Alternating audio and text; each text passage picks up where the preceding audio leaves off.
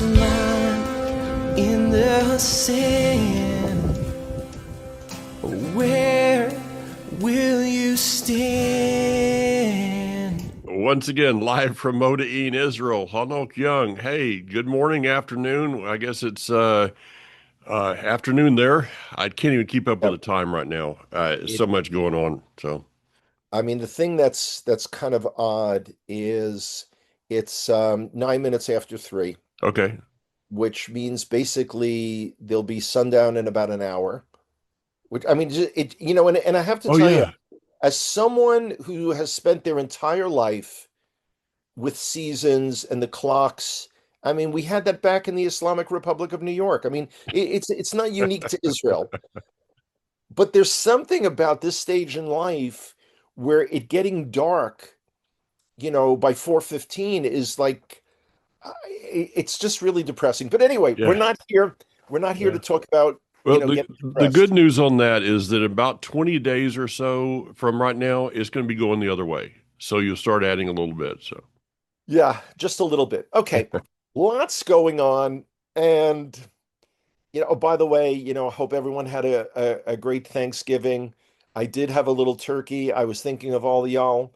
But again, in Israel, for those former Americans who do a Thanksgiving, it's typically on Shabbat because Thursday night is, and actually Thursday night is a really bad time in Israel because Thursday night is date night.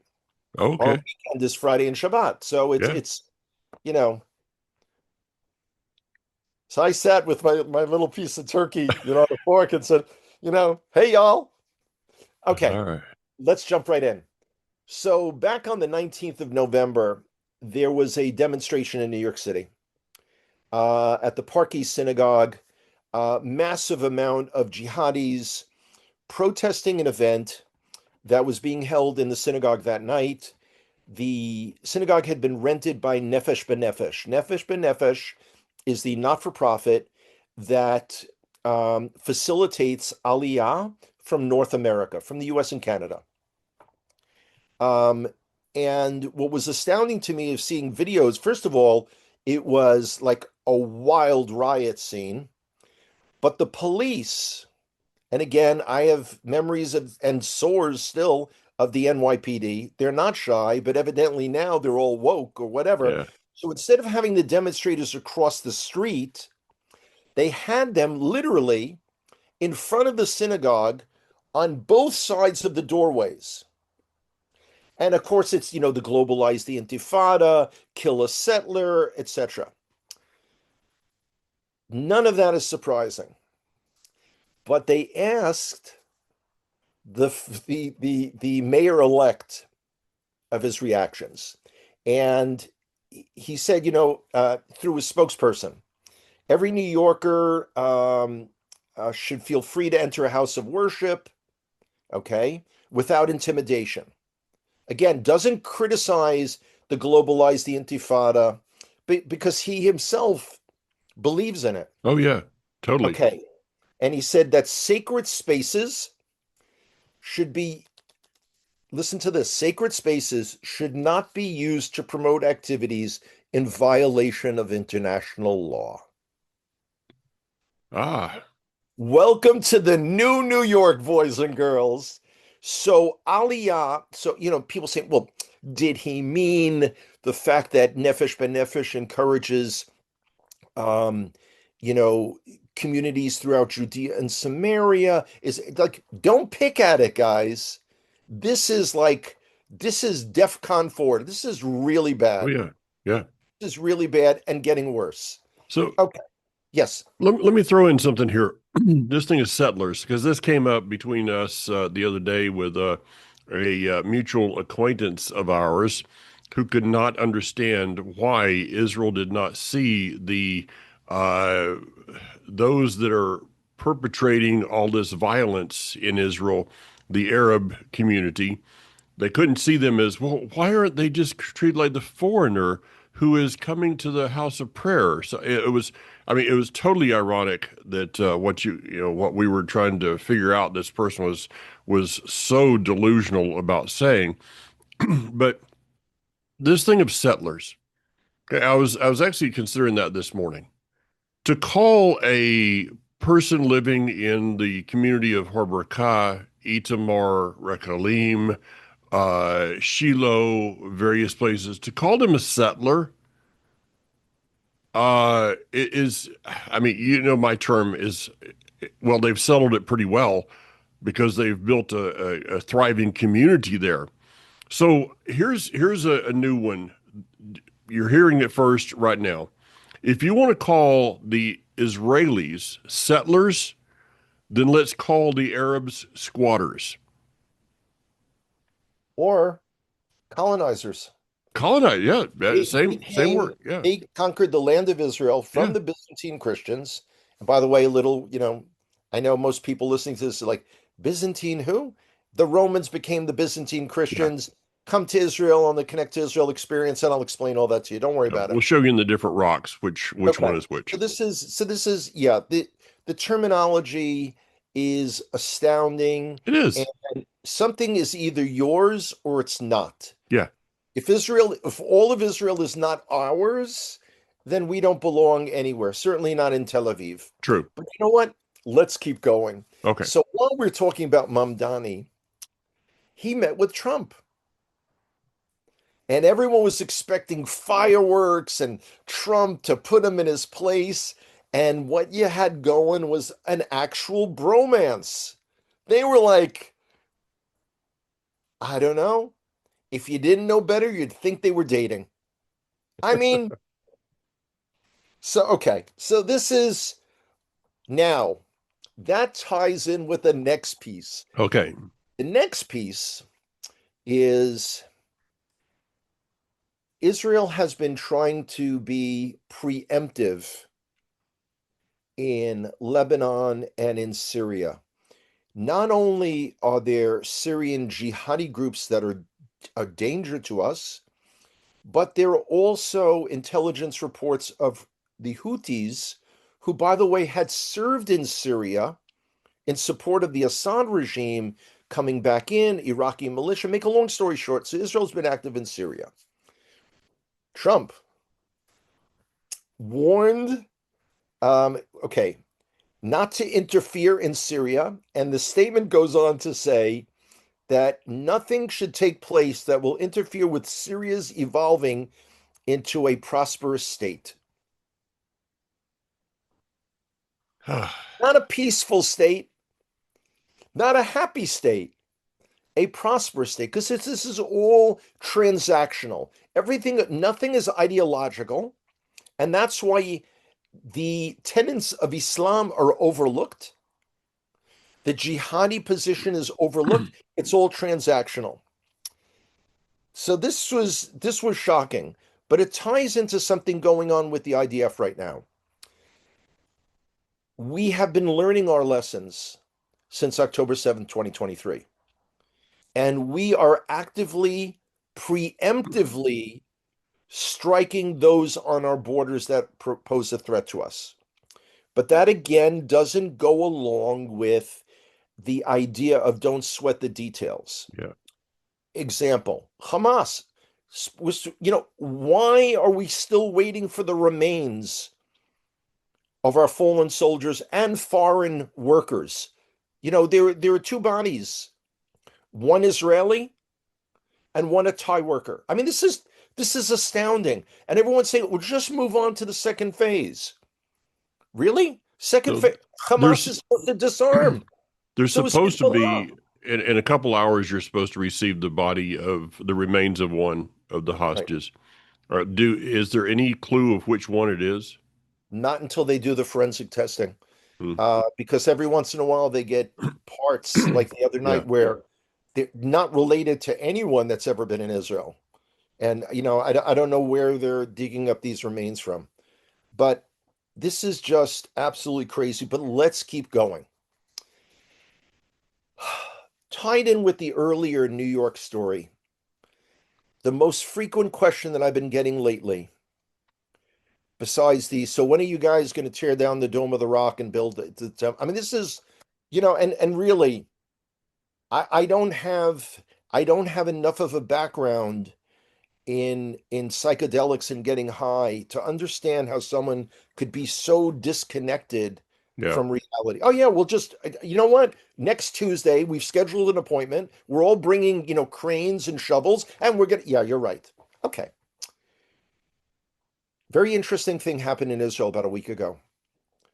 There was an emergency mass aliyah drill. Our aliyah minister, who I didn't even know their name. I mean, this is, person's like been, under the radar, Yeah. ran a drill with various ministries and offices with the idea of, could Israel handle 800 immigrants a day, every day for 2 months? Where would they find them housing? Where would they find them jobs? Assuming people wouldn't come with all their paperwork. It was fascinating. But I don't want anyone to think that's connected at all to American or Canadian Jewry. It's not. Okay. American Jews are not coming to Israel now Yeah. on Aliyah. They're coming to visit. I've seen some. In fact, it's largely American Jews who are the only English-speaking tourists that we have right now. Yeah. Although, now this is tied in with tourism. There are 1,000 pastors right now. They arrived yesterday that are being hosted by the government of Israel, is paying all their expenses, so they can come and see Israel. I'm sure they're going to take them down to the Gaza envelope and show them that things are safe and secure, and they can come back and tell their congregants that they can go back to Israel. So that's fascinating in and of itself. But let me throw out a few more data points and then we can discuss all this. So in the midst of all this, the Iron Beam, the Mhm. laser defense, is coming online by the end of this month. It is only short range, like the Iron Dome, but there's a huge difference. Every time an Iron Dome interceptor missile goes up, it's a minimum of $30,000 for each one. And it's not like one for one. The cost of using the laser is between $5 and $10 a use. Wow. That's So pretty even good. yeah, even those of our listeners who are not, experts in economics can say this is even better than supply and demand. That's very exciting. Um, okay. The value added tax, what in Hebrew is called the ma'am. The ma'am, it looks like it's going up to 19%, Oh. 18%. So understand what that means. When Mr. Hanoch goes into his local store and wants to buy a shirt because, I can't possibly wait till, to do all my shopping in Costco. So where am I? Or 511 or REI. So what is Mr. Hanoch going to do? That means that the shirt, however much it costs, gets taxed at 19% on everything. Now, typically in January, prices here go up yet again across the board. So it's challenging. Yeah. But my government is trying to pass through a draft law for Haredim, for ultra Orthodox. And I should actually describe it as the draft exemption law. This would codify yet again, put it into stone that basically they don't have to do anything. And the strain on our society, Oh, we're yeah. short approximately 20,000 soldiers right now. Short. These are our killed in action. May Hashem and the IDF avenge their blood. These are our wounded, our disabled, our crippled. But guys who claim to want to study Torah, again, claim to, some do. I mean, it's astounding. But if that wasn't astounding enough, and then we get to discuss all this, Bibi, our prime minister, has asked President Herzog for a pardon, Yeah. not admitting any kind of guilt. Now, admittedly, over a period of 5 years, they should have concluded this trial. In the midst of our most serious war ever, they still call him in for days of testimony and that shouldn't happen. They should have resolved this, but they didn't. So Netanyahu wants a pardon without any admission of guilt and without stepping out of politics. So this is all really interesting. So boys and girls, welcome to our world. Okay. First of all, question. Back to the 800, 2 plane loads of Jews coming in per day. Since it's not coming from America, where are where are they expecting these people to come from? Okay, basically everywhere else in the world. Okay.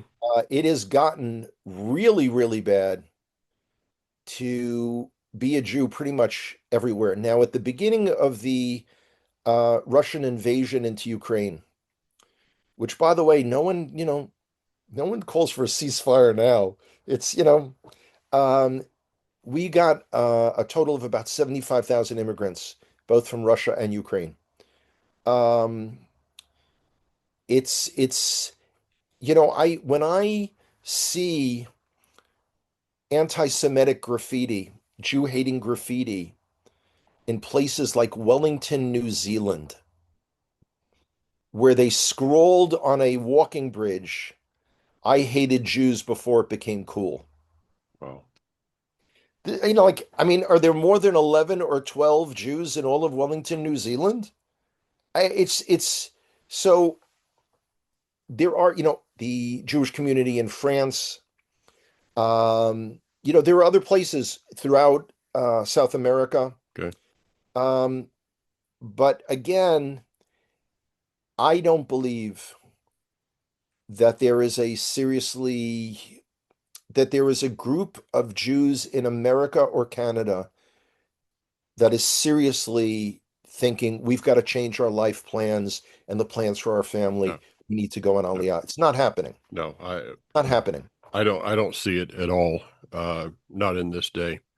Now, next, the government of Israel paid for 1,000 pastors to go to Israel, And their spouses, yeah. and I didn't get contacted. Evidently, you're not, well, the fact that you're not a pastor of a mainstream Christian denomination Yeah, works against you. yeah, probably so. I mean, the fact that I've been leading tours through wars, through all this stuff, that doesn't mean anything. No. This is the thing that's always gotten me about about tours in Israel is the nation of Israel, the government of Israel. I'll say the government of Israel is oblivious to anything having to do with tourism. That is probably, in my opinion, the worst. The Ministry of Tourism in Israel is very similar to the DMV in America. I remember the DMV. Yeah, very similar. Now we have a great one in North Carolina because it's privately run. But anybody that's ever been to DMV, this is kind of like this is how the Ministry of Tourism is there. They are oblivious to anybody that's actually trying to do anything. Yeah. You got 1,000 pastors. They're going to go on a Christian tour. And in the end, I just don't see it being a good return on their investment. Yeah, I don't think they're taking them on tours per se. Yeah. But I don't know. And as I was explaining to someone earlier today, let's assume that they're turned on and energized. And then they go back to their congregations, and the congregation decides that they want to have a tour to Israel. If they do it in a short time frame, it's a year away. Yeah. So we're talking about January 2027, and no one's going to come in the winter. So we're talking about spring or summer of 2027. It's kind of a long range investment. I'll know more about this, when it's over, because it's all kind of vague at this point. It's kind of wild, but actually, there are two other things that I wanted to mention. Um, I don't really know what's going on with the U.S. and Venezuela, but I keep reading reports, not in our press, in the American press, of, naval task forces and overflight and everything. What's going to happen with that, I don't really know. But I want to point out something to our listeners who are primarily American. Venezuela, one of their greatest allies in the world, is Turkey. Hmm. Where that puts America, Turkey, the NATO member, I don't know. It in the same way that the U.S. has this defense agreement, with Qatar. I mean, this is, and now Saudi Arabia. This is serious, crazy stuff going on in the world. Oh yeah, the alignments that are happening out there, and and to watch the media here in the United States, there is. Last night they were talking about this so-called second bombing of a boat, and to see these mental midgets that are defending a group of drug smuggling terrorists. Yeah. It just the verse in Isaiah that there'll be a day that they call good evil and evil good. I don't think Isaiah really understood the level of that verse. We're living it We every are single totally day. living it. And it's like you look at somebody and say, do you really believe what you're saying? Have you thought through this at all? And the answer is no, because No. I don't even have a brain to think with anymore. They're so open-minded, their brains have fallen out on the floor. If I only had a Yeah, brain. yeah. Do, I do, do, do, do, set you do. up on that one. Yes, you did. So this is all wild stuff going on. And then people will ask me, so you don't like Netanyahu, who are you going to vote for? And I have to remind people that we have a parliamentary democracy. So it's multiple parties. There will be parties running in the election that have yet to be formed and certainly haven't announced their list of candidates. It's not like in America where you know a year in advance pretty much who the players are. Yeah. It's not. It's a totally different system. So, you know, Oh, hey, I all this time, excuse me, still getting over that crud from Israel, but I think it's still dust in my lungs probably. I forgot to tell you, we finally got into Newark Airport here a month ago, right? We get into the airport, we get it, we land, we're taxiing, we get right to the gate, and the flight attendant says, "Would everyone remain seated, please? We have one passenger that needs to get off the plane first. Uh, Bennett Naftali." oh, Naftali Bennett. Yeah, they pronounced it backwards, of course, but would you please, and I'm thinking the boy's up in first class, all right?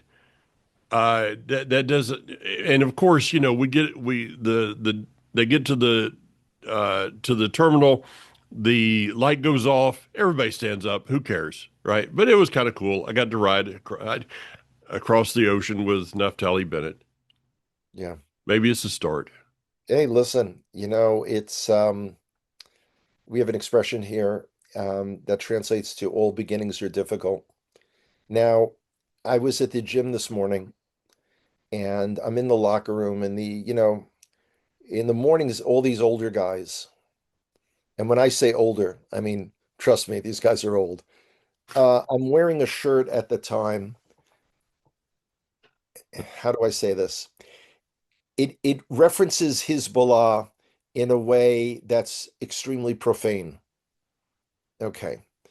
I mean, it's not written out fully, but you know what's going on. Anyway, so guy makes a crack, I guess because I'm not, a young combat soldier of oh, the kind of like, oh, you want to rush us back into war.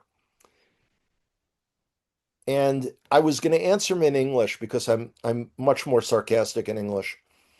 But I kept it in Hebrew and I said, I'm confused. You're making it seem that we've got a choice, that we can just go back to business as usual, watch Hezbollah arm until they strike us as Hamas did on October 7th. Let's just close our eyes and pretend that it's not there. So all the other old guys are like, ooh, ooh. I mean, really, how stupid can you be? So I guess that next time you go to the gym, you need to go ahead and wear your cape. I got to tell you, they don't know who they're messing with. Like my patience, my patience quotient, which is this big to begin with, is just about out. One last thing, because we're talking about Christian pastors here. Now, these are pastors who are connected to Israel and obviously feel positive about Israel, etc. But not every Christian in the world feels that way. I saw something on Instagram that I thought was absolutely brilliant. Because they, in the sense of trying to garner Christian support, people have sort of canvassed and gone to different churches, and there are people who say, "Listen, remember, the Jews rejected, Jesus, our Lord and Savior. What should we do for them?" And the thing that's interesting about that, I've heard this my whole life, but it doesn't bother any Christian that Muslims don't accept Jesus as their Lord and Savior. It's fascinating that Christians who were killed as Christians anywhere in the world are being killed by Muslims. Yeah, But that's okay. yeah. That's just not because again, no Jews, no news. What can I say? I know. I know. Well, if it wasn't for you Jews, what would we do with our time? I have no idea. I mean, I wouldn't even have an Israel update to do. Yeah, the Mecca update. There you go. All right. Take care. See you soon. Take care, Mike. See ya.